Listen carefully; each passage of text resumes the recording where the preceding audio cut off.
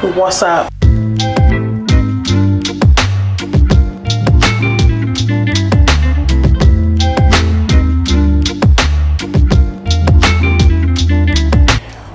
It's hot today, oh my god.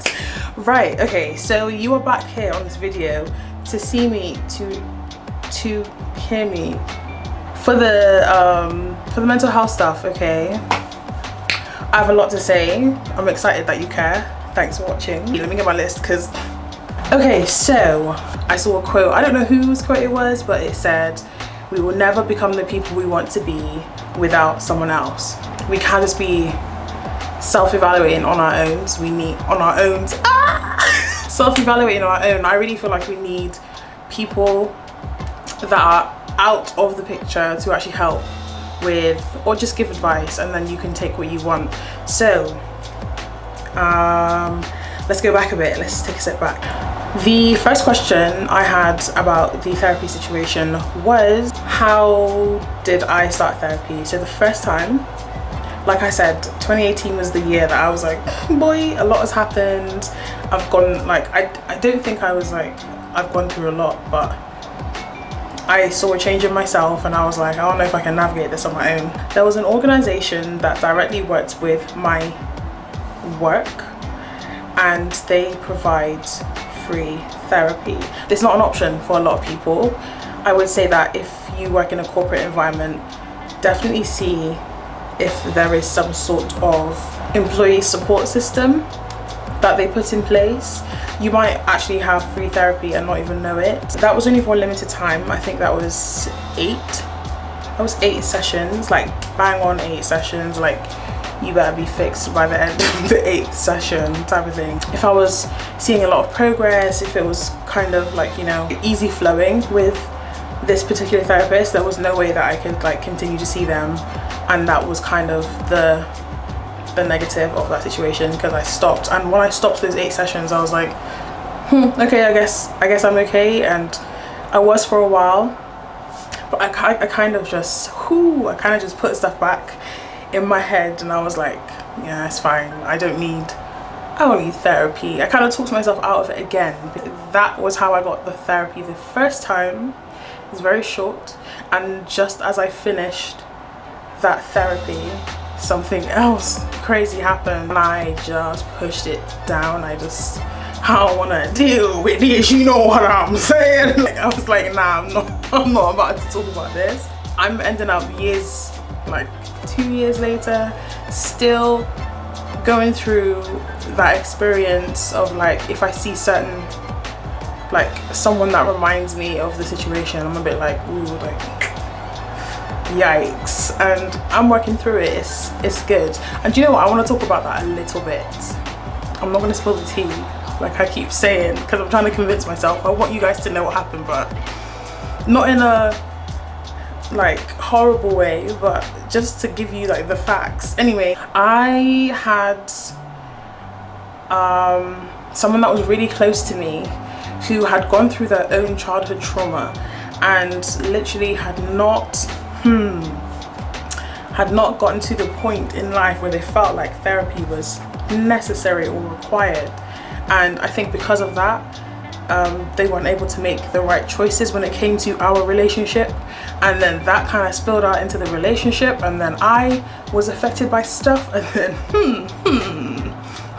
like, even for myself, stuff that I didn't know I had an issue with, stuff that I didn't know I needed therapy on, spilled out into my friendships, my relationships. Like, you just don't know. Like, there's a reason why you act the way you act in certain situations. There's a reason why you feel the way you feel when something has happened.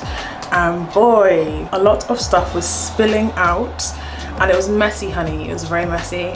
And that's kind of what I was talking about when I did the video with how Aaron and I met. Like, that stuff, because we met in 2018, so that stuff was really spilling out into our friendship at the time, and we were not gelling. The second option would be going to your doctor. So going to your general practitioner, your doctor, let them know how you feel. There were times that I literally was just like, I don't want to do anything. I don't want to, like, I just don't want to participate in anything. I was down, honey, and talked to my doctor about it. They referred me to I don't know if it's a private or a charity organization. That's who I'm seeing now. So it's been a long time since they referred me, and now I'm in a position where I'm in my own space. Now that I'm in this position, I'm able to go through how I feel, journal, experience the emotions, and I'm happy. Another way is you can go on the internet. I don't know, I haven't done that myself, so I don't really know. Sometimes you're able to choose the type of therapist you want, and by the type of therapist you want, I literally mean black therapist, Asian therapist, white therapist. Whatever your needs are, you should be able to communicate that, and they should be able to at least try and do their best to accommodate that. Because although my therapist isn't black, the things that I am discussing with her are they're not race related issues.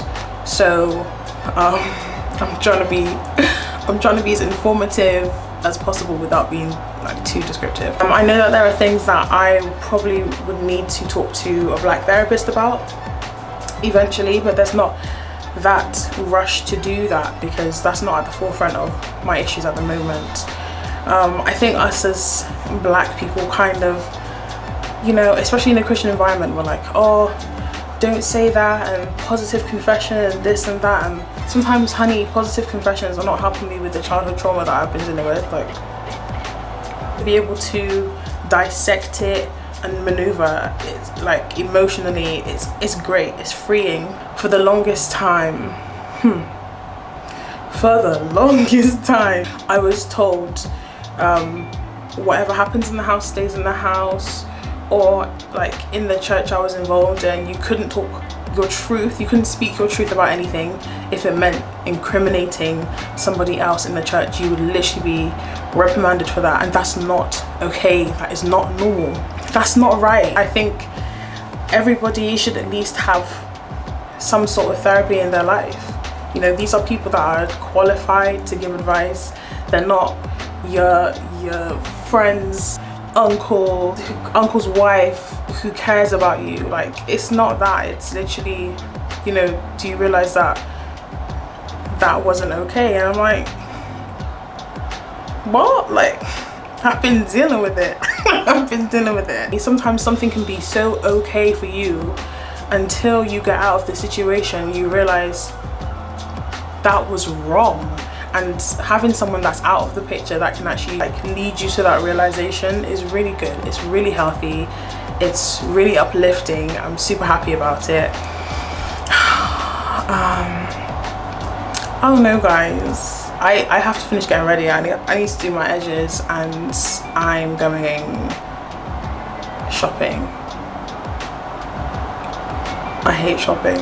I hope you guys can get it for free. Therapy is very expensive, and just because it's free doesn't mean that the quality of the therapy is any less, and just because it's expensive doesn't mean that it's better. Do you know what I mean? You have to find someone that you gel with, and you might literally go through a couple therapists to be like, I'm comfortable with this person.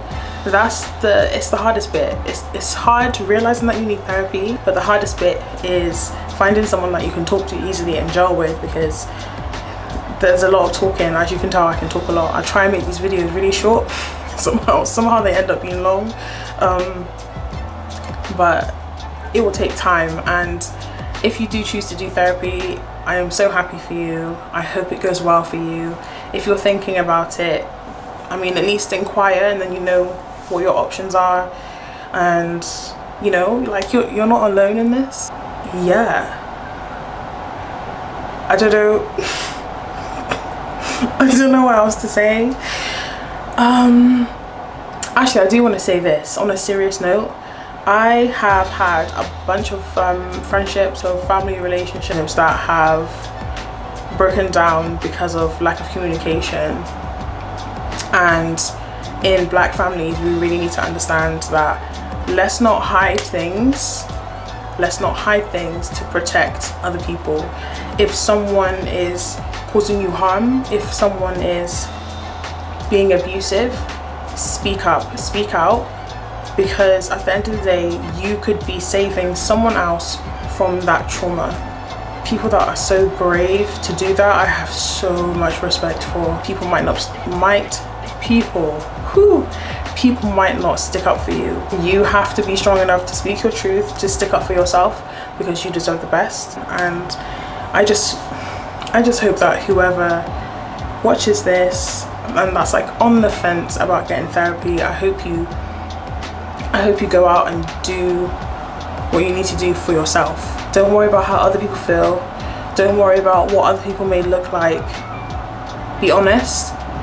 And while you're investing in yourself now, it means that your children are not going to have to suffer for the stuff that you haven't dealt with. That's it. I don't think there's anything else I want to say. I kind of ended it on a really serious note. It's a serious thing for me. I'm really excited, but it is serious and sometimes it is painful. Oh, there's a ladybug on the... I don't know if you can see it. How cute. Anyway, I just hope that you guys have a great day, and if you have any questions, feel free to DM me, whether it's about Aaron and I or just stuff that I've posted. Feel free to message me about anything. I really don't mind. I love to chat. I love to listen. So I'm about to head out. I need to get ready, put on a bra, get going. And I hope this video was helpful to somebody, at least one person, you know. Welcome to my new subscribers as well. Yeah, thank you. Thanks for watching. Hey, hit me up, connect with me. It'd be great to hear from you. And yeah, I hope you have a good day. Bye.